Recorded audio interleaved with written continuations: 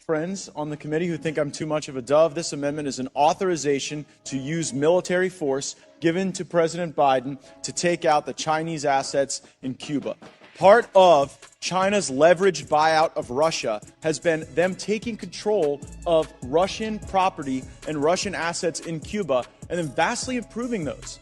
So, whereas we didn't really care too much about the Russians having 1960s technology 90 miles south of Florida, we are increasingly concerned and should be a lot more concerned that China right now is functionally turning Cuba into a stationary aircraft carrier right off the coast of Florida. And so I do not offer this authorization to use military force as in any way an effort to spark or provoke war.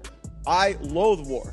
I stand against war. I try to wind them down when we can. But in this case, I believe giving the president the authority to take out these Chinese assets in Cuba might be the very thing necessary to prevent war, to deter the Chinese from putting this in.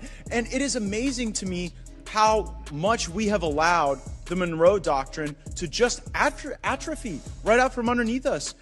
We would never have allowed these types of encroachments by China into Latin America, into the Bahamas, the Caribbean, Cuba, if we really cared about the Monroe Doctrine. So while the Foreign Affairs Committee has unfortunately asserted equities here, and I'll have to withdraw the amendment, I do think we need to have a very serious conversation about what these Chinese buildups in Cuba mean, and we cannot view them through the same lens that we viewed Russia's participation